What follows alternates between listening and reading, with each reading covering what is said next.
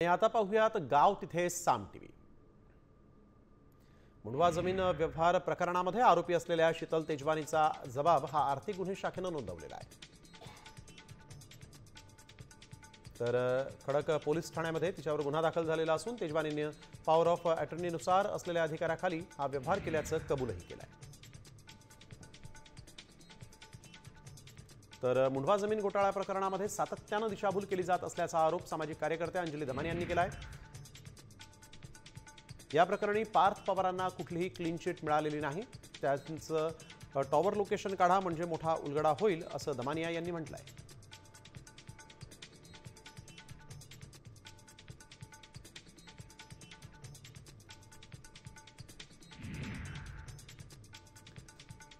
Gangster अनमोल बिश्नोईला अमेरिकेतून भारतात प्रत्यार्पित करण्यात आलेला आहे। अनेक गंभीर गुन्ह्यांमध्ये वॉन्टेड असलेला अनमोल आणि बाबा सिद्दीकी हत्या प्रकरणातला आरोपी आहे। तपास यंत्रणांसाठी हे मोठं यश असून त्याला लवकरच दिल्लीतील पटियाला हाऊस कोर्टात हजरही करण्यात आलेला आहे आणि त्याला आता आपण बघतोय की 15 दिवसांची एनआय कोठडी कोर्टाने सुनावली आहे।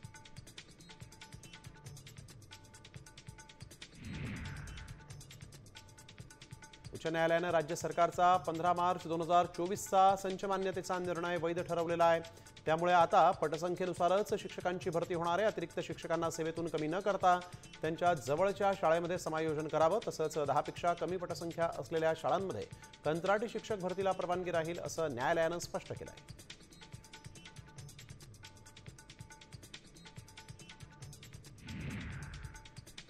मुंबई मेट्रो लाईन 3 म्हणजेच ॲक्वा लाईनवर 2 नवीन सबवेवर बांधले जाणार आहेत। पादचारी कनेक्टिव्हिटी अधिक बळकट करण्यासाठी MMRCLनं ही योजना जाहीर केली आहे। या सबवेमुळे अनेक आगामी प्रकल्पांशी थेट जोडणी मिळेल, तर या प्रकल्पांसाठी लवकरच एजन्सीची नियुक्ती देखील करण्यात येणार आहे।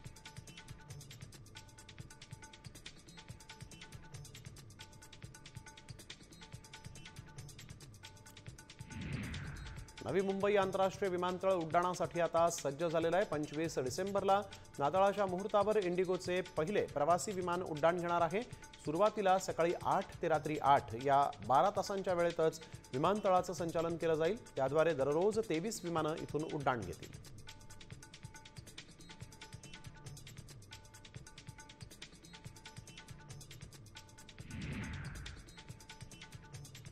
मुंबईतील MM व्हॅलीतून पुन्हा एकदा दुचाकीस्वारांनी अजब कारनामा केल्याचं दिसतंय। याच भागामध्ये काही दिवसांपूर्वी स्टंट करणाऱ्या दुचाकीस्वाराला पोलिसांनी ताब्यात घेतलं होतं। मात्र आता त्याच भागातून एकाच दुचाकीवर तब्बल 5 तरुण प्रवास करत असतानाचा व्हिडिओ समोर आलाय। यामुळे वाहतूक विभागाच्या कार्यक्षमतेवरही आता सवाल उपस्थित होत आहे।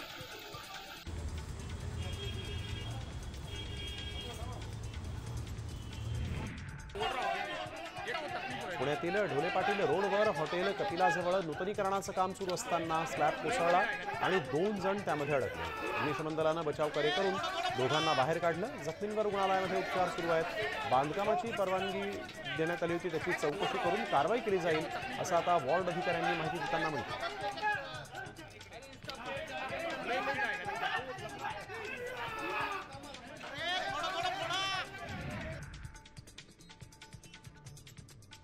पुण्यामध्ये 5 डिसेंबर रोजी राज्यभरातील व्यापाऱ्यांनी लाक्षणिक बंदची हाक दिलेली आहे। व्यापाऱ्यांच्या प्रलंबित मागण्यांकडे दुर्लक्ष होत असल्याच्या निषेधार्थ हा बंद पुकारण्यात येणार आहे। राज्यभरात लाक्षणिक बंद पाळण्यात येणार असल्याची राज्यव्यापी व्यापारी परिषदेतून माहिती देण्यात आली आहे।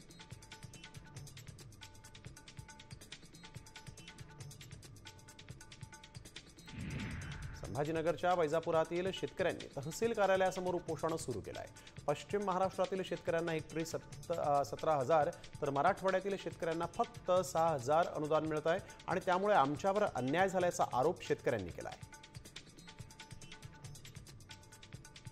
पुणे महापालिकेत कामातील निष्काळजीपणामुळे 2 अभियंत्यांचं निलंबन झालंय। वारजेत निकृष्ट दर्जाचं डांबरीकरण केल्याचं समोर आलं। या प्रकरणी ठेकेदारालाही 1 लाखांचा दंड ठोठावण्यात आला आहे।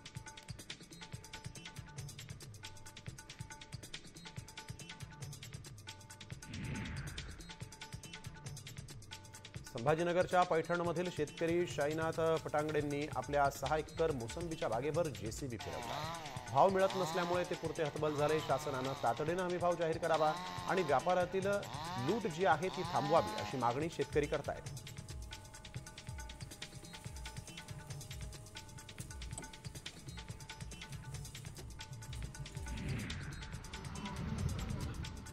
राज्य सरकार आणि वन विभागानं बिबट मानव संघर्ष थांबवण्यासाठी नसबंदीपासून रेस्क्यू सेंटरपर्यंतच्या उपाययोजना राबवण्याची तयारी केलेली आहे। मात्र नसबंदी करण्यापूर्वी बिबट मादीला बेशुद्ध करणं आणि नंतर 3 वर्षे तिच्यावर लक्ष ठेवणं अशी मोठी आव्हानं आता वन विभागाच्या पुढे उभी आहेत।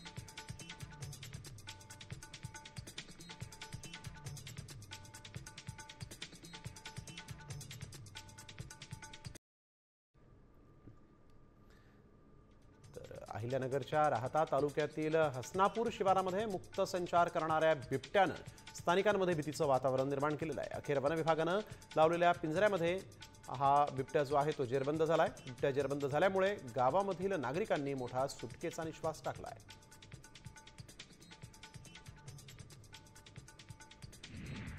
छत्रपती संभाजीनगरच्या वैजापुरात मानवी स्पर्शामुळे मादी बिबट्यानं 22 दिवसांच्या पिलाला नाकारलाय।